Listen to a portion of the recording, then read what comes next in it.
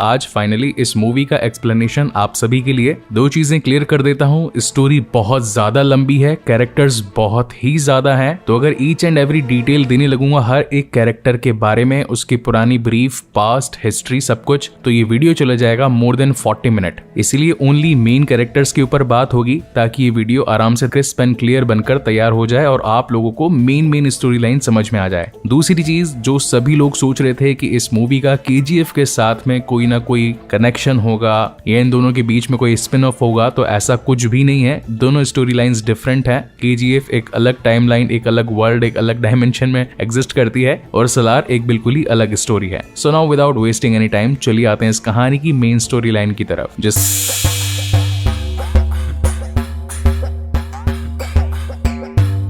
की शुरुआत में सीन शिफ्ट होता है खानसार नाम के शहर पे, जहां हम दो दोस्तों को देख पाते हैं। एक का नाम है देवा, एक का नाम है वर्दा। वर्दा का फुल नेम है वरदराज मन्नार, जो कि यहाँ के किंग राज मन्नार का बेटा है। राज मन्नार की टोटल 2 वाइफ होती है। पहली वाइफ से उसको 2 बच्चे होते हैं, रुद्रा जो कि KGF मूवी में गरुड़ा भी था, और एक लड़की। वहीं सेकंड वाइफ से 2 बच्चे होते हैं अगेन, एक वर्दा और एक वर्दा का छोटा भाई। रुद्रा जो कि अपने आप को सुपीरियर मानता था, वो वर्दा को नीचा दिखाने के लिए उसके नाक की नथुनी ले लेता है, और जब देवा को इस बारे में पता चलता है तो वो सीधा रुद्रा से पंगा लेने के लिए पहुंच जाता है, जहां पर वर्दा उसे मना भी करता है कि ये लोग बहुत ज्यादा खतरनाक है, तुझे नुकसान पहुंचा सकते हैं। लेकिन दोस्ती की खातिर देवा कुछ भी करने को तैयार था, जहां पर रुद्रा कहता है कि मेरा एक सॉलिड प्लेयर है, अगर तूने इसको हरा दिया तो नथुनी ले जा। जिस पर देवा गुस्से में आकर पहुंच जाता है सीधा लड़ाई करने के लिए। वर्दा उसे पीछे से रोकता है, लेकिन देवा का गुस्सा था अपरंपार और वो एक स्ट्रेटजी लगाता है इस जंग में जीतने के लिए। बेसिकली वो एक बिजली की तार को खुला छोड़ देता है, और जैसे ही वो तगड़ा प्लेयर उससे भिड़ने के लिए आता है तो देवा बिजली की नंगी तार को पकड़ लेता है, जिससे उसे खुद भी शॉक लगता है और सामने वाला प्लेयर भी बिजली का झटका खाकर गिर जाता है। मगर इस इंसिडेंट्स के चलते उसके पूरे हाथ पे करंट लग गया था, यानी बिजली का निशान बन गया था जो कंधे तक पहुंच रहा था। लेकिन एंड कंक्लूजन ये निकलता है कि उसने वर्धा को उसकी नथुनी दिलवा दी थी। फिर सीन शिफ्ट होता है रात में, जहां वो खुद के घर यानी कि देवा अपने ही दरवाजे पर कीले वीले ठोक रहा था, उसे पूरी तरीके से प्रोटेक्ट कर रहा था, क्योंकि उस घर में उसकी माँ बैठी हुई थी। तभी कुछ लोग आकर देवा और उसकी माँ को मारने लगते हैं,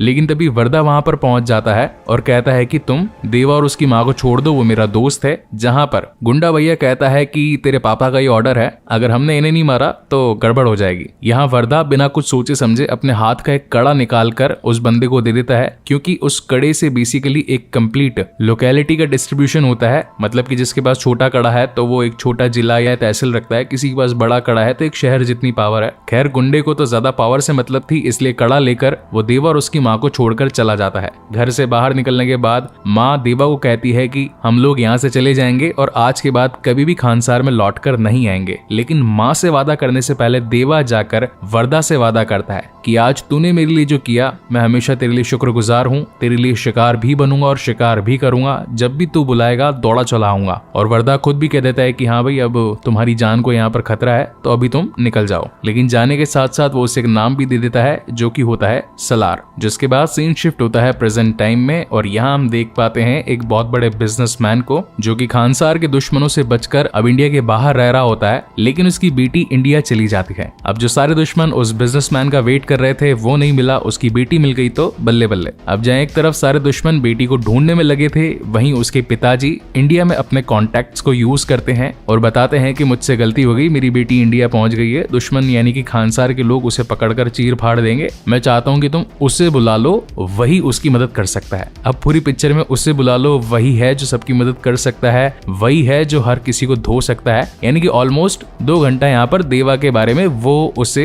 यही बातें चल रही होती है। तो मैं यही 2 शब्द काटूंगा, यानी कि वो और उसे, और ये वीडियो छोटा बन जाएगा। खैर मजाक कर रहा हूँ। इंडिया में जो बिजनेसमैन का दोस्त होता है वो बताता है कि श्रुति हसन की अब रक्षा खाली एक ही शख्स कर सकती है और वो है अम्मा। अम्मा बोले तो देवा की मम्मा, लेकिन इसके लिए श्रुति को झूठ बोलना पड़ेगा कि मैं एक इंग्लिश टीचर हूँ। इस प्लेस का नाम होता है तिनसुकिया, जहाँ पर सलार की mummy being a Hindi teacher बच्चों को पढ़ाने का काम करती थी, बहुत ही ज्यादा स्ट्रिक्ट होती है। और श्रुति को ये झूठ बोलना था कि मैं इंग्लिश टीचर बनकर गाँव के बच्चों को अच्छी एजुकेशन देना चाहती हूँ, तो मुझे आपके अंडर जॉब वगैरह दिलवा दो, मैं बच्चों को पढ़ा दूंगी। आंटी जी मना कर देती है कि तू नहीं टिक पाएगी, बच्चे बहुत हरामी है। लेकिन श्रुति कहती है कि आजमा कर तो देख लो, 3-4 दिन में अगर नहीं बने तो मेरे को भगा देना। और बेसिकली उसे 3-4 दिनों का वक्त ही चाहिए था ताकि सलार भाई साहब जो भी श्रुति के पीछे पड़े उसे पेल कर रख दे। अब जहाँ एक तरफ वो रोज स्कूल जाकर बच्चों को पढ़ाने लगती है, वहीं दूसरी तरफ सलार भैया जाकर खानसार के दुश्मनों को ठिकाने लगाते रहते हैं। लेकिन इस बीच उनकी मम्मी का पॉसेसिवनेस भी दिखाया जाता है, जहाँ एक तरफ उनका यह मानना था कि मेरा बेटा शाम को 6 बजे से पहले घर आ जाना चाहिए और ऊपर से कोई बड़ा हथियार तो क्या,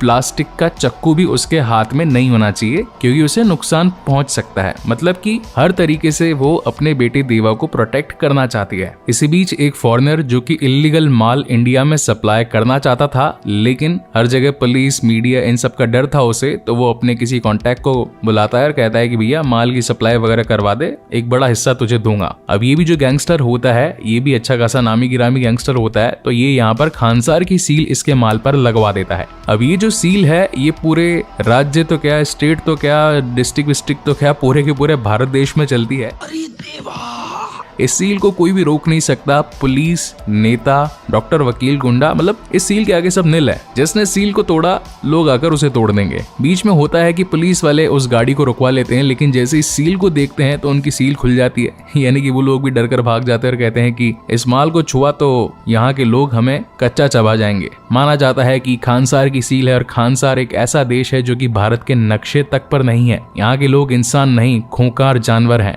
और वहाँ की सिक्योरिटी तो अमेरिका के प्रेसिडेंट के व्हाइट हाउस से भी ज्यादा सिक्योर है। कुल मिलाकर खानसार के बारे में बहुत ज्यादा बड़ी बातें होती है कि उधर का माल है, रोकना नहीं है इसको। अब ये माल तो नेपाल जा रहा होता है, इसमें पंडित नाम का एक शख्स भी बैठा होता है जिसके पास में खानसार की आंटी जी का कॉल आता है और वो बताती है माल नेपाल तो जा रहा है, लेकिन अब तू अपने आदमियों को लेकर के असम में तिनसुकिया पहुंच, वहां पर श्रुति जो कि हमारे दुश्मन की बेटी है वो मौजूद है, उसको लेकर मेरे पास में आ। अब आंटी जी के कहने पर पंडित जी अपनी पूरी टीम को उठाकर तिनसुकिया पहुंच जाते हैं। यहाँ पर उन्हें श्रुति मिल भी जाती है और वो इसको लेकर जाने लगते हैं। अम्मा जी अपने आंखों के सामने ये सारा रायता फैलते हुए देख नहीं सकती थी। वो बाकी के लोगों को कहती है कि अरे भाई लड़की पर अत्याचार हो रहा है, कोई तो बचाओ, कोई उसे रोको। तो कोल माइन में काम करने वाले लोग कहते हैं कि तेरा भी तो बेटा है, तू क्यों नहीं बोल देती है। तो अम्मा जी अपने बेटे देवा को कहती है कि जा बचा ले उसको। और फिर आते हैं देवा भैया, जिसकी पूरी पिक्चर में वो आएगा, उसके आने से ये हो जाएगा, तो वो पर्सन यानी कि देवा जी आ जाते हैं। एंड देन बहुत सारी मार कुटाई, धुलाई पिटाई ठुकाई, बोले तो सारे गुंडों का सर्वनाश। मगर अब ये बात खानसार तक भी पहुंच जाती है कि हमारा माल तिनसुकिया में रोका गया है। सील को रोकना यानी कि मौत को दावत देना। तो वर्धा जी, मतलब जो शुरू के स्टार्टिंग में नथुनी के लिए लड़वा रहे थे, वो कहते हैं कि इस पूरी इंडिया में एक ही शख्स है जो सील को रोक सकता है और वो होगा देवा। और खानसार के नियमों के हिसाब से जिसने सील को रोका वो मरेगा, यानी कि अब देवा मरेगा। मीनवाइल कहानी में ये भी पता चलता है कि जिसने सील बनाई वो खुद भी है सलार, यानी कि देवा ने ही ये सील बनाई थी। खैर अब श्रुति जी की जान तो बच चुकी होती है और अब उसे सेफ रखवाने के लिए देवा अपने खास आदमी यानी कि जो शुरू वाला गैंगस्टर आदमी था उसे बोलकर श्रुति को दूर कहीं भिजवाने लगता है और अब जंग छेड़ने वाला होता है वर्धा के खिलाफ। मीनवाइल रास्ते में जाते जाते श्रुति जी गैंगस्टर से पूछती है कि आखिर सलार कौन है, इसकी मम्मी कहाँ से आई है, ये स्कूल चलाने का क्या फायदा है, वो रेंज पाना स्क्रू ड्राइवर चलाने वाला इंसान गन वगैरह कैसे इतनी चला रहा है,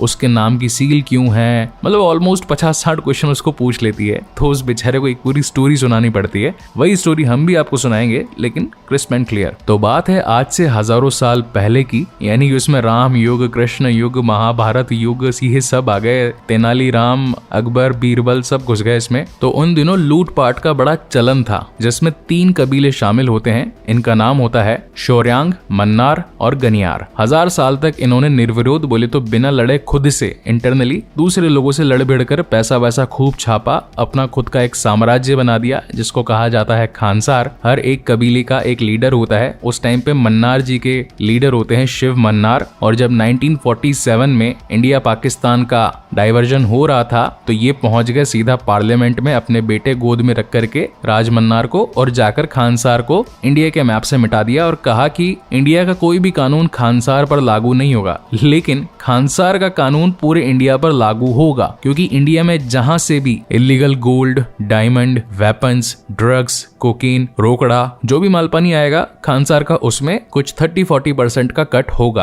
अब धीरे धीरे करके समय आगे बढ़ता गया, शिव मन्नार की हालत खराब होती गई। तो अब लॉजिकली तो अगर वो मर जाते हैं, यानी कि मन्नार कबीले के बाद में शौर्यांग कबीले के लीडर की बारी आनी चाहिए सब पर रूल करने के लिए, लेकिन उनका बेटा राज मन्नार ये नहीं चाहता था। इसलिए यहाँ पर वो एक बहुत बड़ा गेम खेलता है। गनियारों को तो छोड़ देता है, शौर्यांग वाले पूरे कबीले के हर एक शख्स को मरवा देता है और फिर खानसार में बड़ी बड़ी दीवारें खड़ी करवा देता है। हाईटेक सिक्योरिटी यहाँ पर मंगवा लेता है ताकि कोई मेन लीडर बन ही नहीं सके, और उसके बाद कुछ रूल्स एंड रेगुलेशंस सभी पर लागू कर देता है। अब इसे थोड़ा ध्यान से सुनना क्योंकि मूवी का यही सबसे कंफ्यूजिंग पार्ट है जिसे हम एक्सप्लेन कर देते हैं। राज मन्नार ने अपने पूरे राज्य को 101 शहरों में डिवाइड कर दिया होता है और हर एक शहर का एक लीडर भी तैनात कर दिया जाता है। अब ये जितने भी लीडर है यानी कि 101, इन्हें भी 3 पार्ट्स में डिवाइड कर दिया जाता है। नंबर 1 पर होते हैं कपार, सेकंड नंबर पर होते हैं सरदार और फिर थर्ड नंबर पर आता है कर्ता।